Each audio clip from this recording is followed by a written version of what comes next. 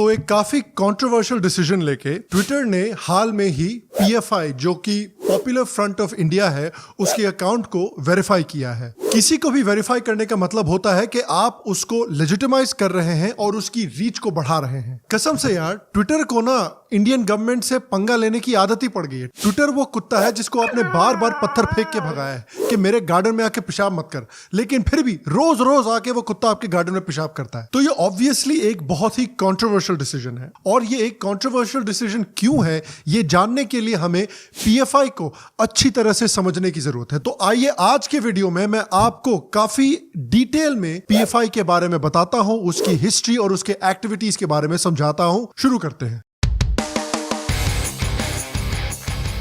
Hello Shyam Sharma show के इस episode में आपका बहुत बहुत स्वागत है। आज मुझसे जुड़ने के लिए, आज का ये एपिसोड देखने के लिए आपका बहुत बहुत धन्यवाद, और आप सबको एक सेक्युलर प्रणाम। तो 1992 में जब बाबरी मस्जिद टूटी थी, उसके बाद पूरे इंडिया में कई सारे इस्लामिस्ट ऑर्गेनाइजेशन पनप पड़े थे। इनमें से 3 ऑर्गेनाइजेशंस जिनका नाम था national development front of Kerala, Karnataka forum for dignity और मनिथ निधि पसारी ऑफ तमिलनाडु, ये 3 ऑर्गेनाइजेशंस फिर 2006 में मर्ज हुए और मर्ज होके पॉपुलर फ्रंट ऑफ इंडिया यानी पीएफआई बन गए। इंटेलिजेंस एजेंसीज के हिसाब से पीएफआई की पिछले कुछ सालों में काफी तेजी से ग्रोथ हुई है इंडिया में। तो अकॉर्डिंग टू पीएफआई's वेबसाइट, ये एक सोशल अपलिफ्टमेंट ऑर्गेनाइजेशन है जो कहते हैं कि वो दलित, ट्राइबल्स, रिलीजियस, लिंग्विस्टिक और कल्चरल माइनॉरिटीज के साथ मिलकर काम करते हैं उनके अपलिफ्टमेंट के लिए। पीएफआई कुछ सोशल प्रोग्राम्स भी चलाते हैं, जैसे स्कूल चलो प्रोग्राम, जैसे सर्व शिक्षा ग्राम प्रोग्राम और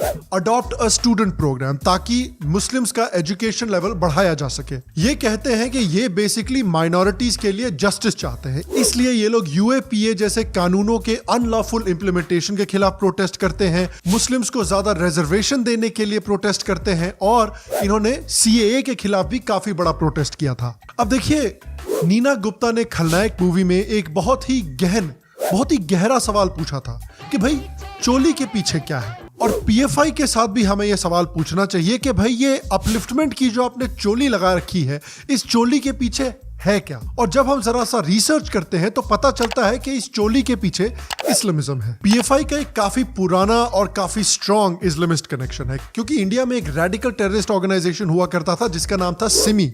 सिमी को जब बैन किया तो सिमी के कई सारे लीडर और कई सारे मेंबर्स जो थे, उन्होंने जाके फिर पीएफआई को ज्वाइन कर लिया। कई सारे सिमी के फॉर्मर मेंबर और लीडर पीएफआई में काफी लीडरशिप पोजीशंस में हैं। पीएफआई के जो नेशनल चेयरमैन है अब्दुल रहमान, वो सिमी के फॉर्मर नेशनल सेक्रेटरी हुआ करते थे।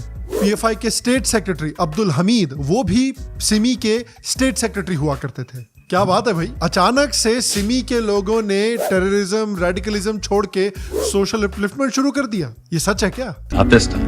No, not this time. It's totally made up. Pure fiction. सच्चाई यह है कि पीएफआई कई सारी इस्लामिस्ट एक्टिविटीज में इन्वॉल्व है। इनफैक्ट पीएफआई बनने के पहले भी जब इसको एनडीएफ बोला जाता था, तब according to NDF supreme council member P Koya, NDF का सबसे इंपॉर्टेंट गोल था दावा, यानी aggressive religious conversion of non-believers। PFI भी दावा एक्टिविटीज में काफी अग्रेसिवली और काफी स्ट्रांगली इन्वॉल्व रही है। इनफैक्ट पीएफआई के ऊपर कई एलिगेशंस लगे हैं फोर्स्ड कन्वर्जन्स के।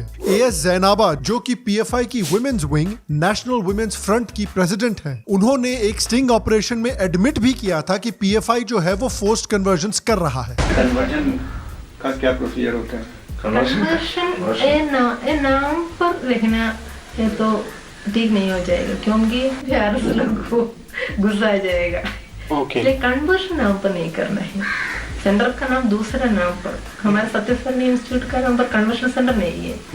सत्यसाई इंस्टीट्यूट है और चैरिटेबल ट्रस्ट है, उसी नाम पर हम शुरू करना है। आप जो कन्वर्जन वहाँ सत्यसाई में होता है या जो लोग रहते हैं जी, मान लीजिए वो कभी बाहर जाके बोल रहे हैं किसी को, नहीं, उसको चेंज करनी है। क्यों? क्योंकि वो लोग इतना इस्लाम कबूल करने के बाद बाहर जाना है।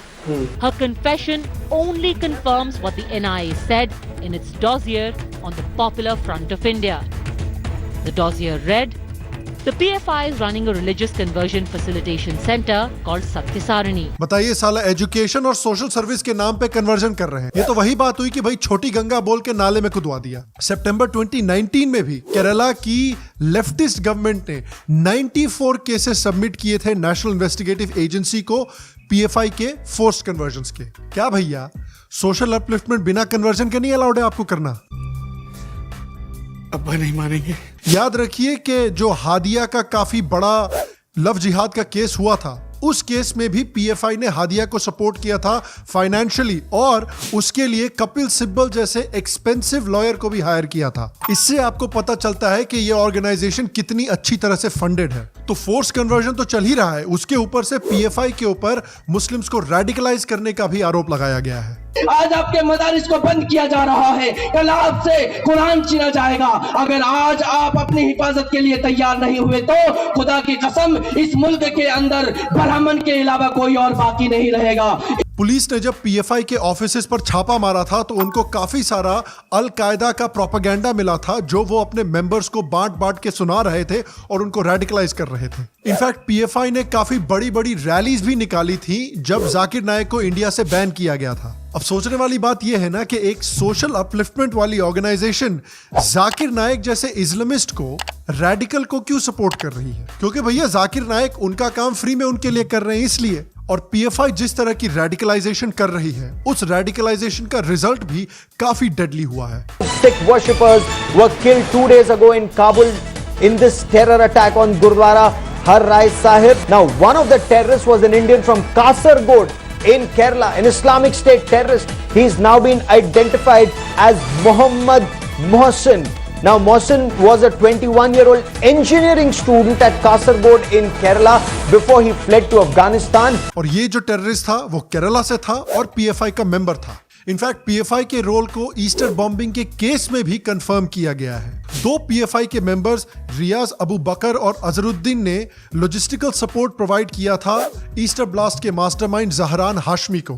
पीएफआई के ऊपर इलीगल वेपन्स को जमा करने का भी आरोप लगाया गया है। 2013 में जब केरला पुलिस ने रेड किया था पीएफआई के ऑफिस को तो उनको कई सारे इलीगल लीथल वेपन्स और इलीगल करेंसी मिली थी। इनफैक्ट 2016 में नेशनल इन्वेस्टिगेटिव एजेंसी ने एक टेरर सेल केरला में आइडेंटिफाई किया था जिसका नाम था अल जरूल खलीफा। एनआईए के हिसाब से ये केरला का पहला इस्लामिक स्टेट का मॉड्यूल था और इस टेरर सेल में से कई मेंबर जो अरेस्ट किए गए थे वो पीएफआई के मेंबर थे। और केरला पुलिस ने जो इन्फॉर्मेशन प्रोवाइड की है उस हिसाब से पीएफआई के कम से कम 10 मेंबर्स ने जाकर सीरिया में इस्लामिक स्टेट को ज्वाइन किया है। किडनैपिंग और मर्डर में भी पीएफआई का हाथ रहा है। केरला गवर्नमेंट के मुताबिक पीएफआई का करंटली 27 मर्डर्स में हाथ है। पीएफआई के ऊपर नॉन मुस्लिम्स को इंटिमिडेट करने और डराने का भी आरोप लगाया गया है। हम सबको याद है कि जब पीएफआई के गुंडों ने एक क्रिश्चियन प्रोफेसर पीजे जोसेफ को अटैक किया था जब उन्होंने प्रॉफेट मोहम्मद के बारे में एक ग्रामेटिकल सवाल डाल दिया था एक टेस्ट में। Quiet corner that Joseph was dragged from his car and held on the ground by a group of men. They then tried to cut off his hands using axes and knives. One hand completely severed was tossed into that garden there. The other was left dangling. PFI ने 5000 लोगों का एक illegal मार्च निकाला था हिंदुओं को डराने के लिए उल्लाल में। पीएफआई ने व्हाट्सएप पर एक हेट कैंपेन भी चलाया था सदर्न इंडिया में 2012 में जिसकी वजह से करीब 30,000 नॉर्थ ईस्ट के लोगों को साउथ इंडिया छोड़कर भागना पड़ा था। उन्होंने आरएसएस जैसे ऑर्गेनाइजेशंस के खिलाफ हेट स्पीच भी दी है। कोविड आया चला गया, पोलियो आया चला गया, इसके लिए वैक्सीन भी आ जाता है, लेकिन आरएसएस ऐसा एक वायरस है जिसके लिए अभी तक कोई वैक्सीन नहीं आया। इंशाअल्लाह वो वैक्सीन पॉपुलर फ्रंट लेके आएगा। यहाँ पर सिर्फ एक प्रॉब्लम है, आरएसएस वर्सेस मुस्लिम।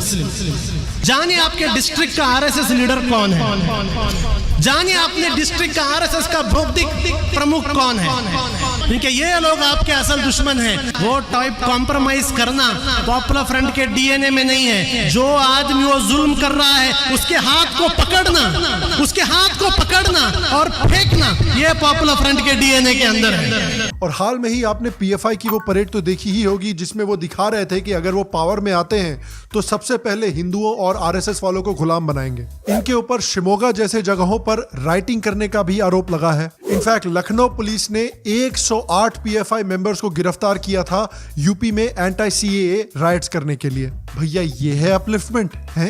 ये कौन से नशे हैं?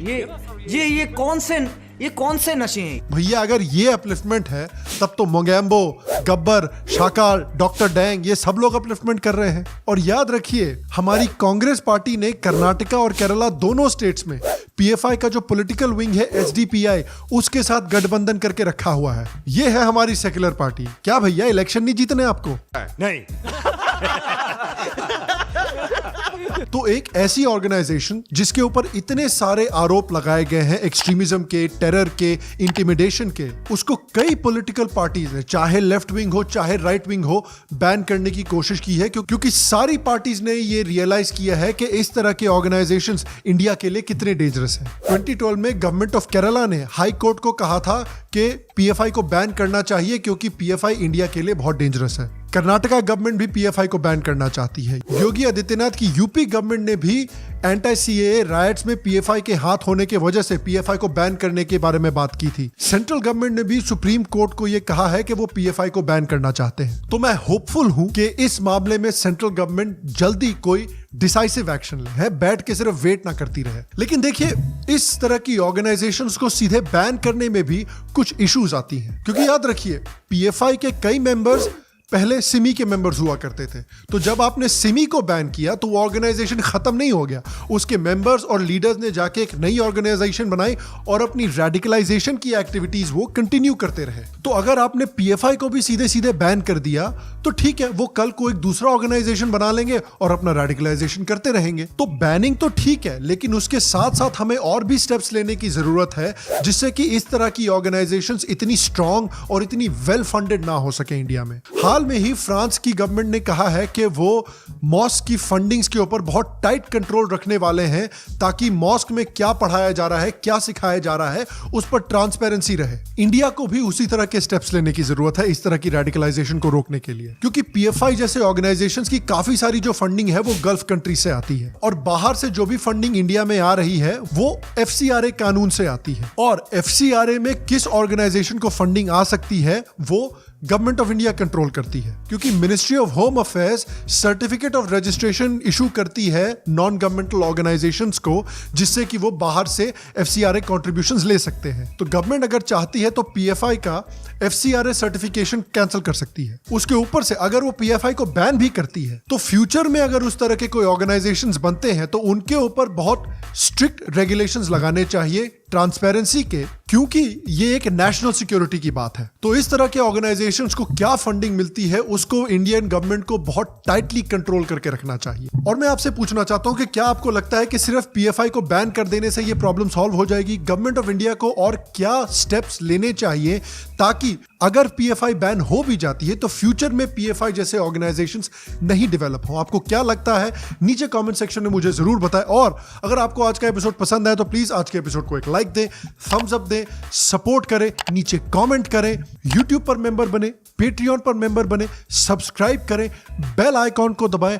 और मैं आपको अगले एपिसोड में मिलूंगा। तब तक स्वस्थ रहें, सुखी रहें, फिर मिलेंगे और आप सबको एक सेकंड प्रणाम।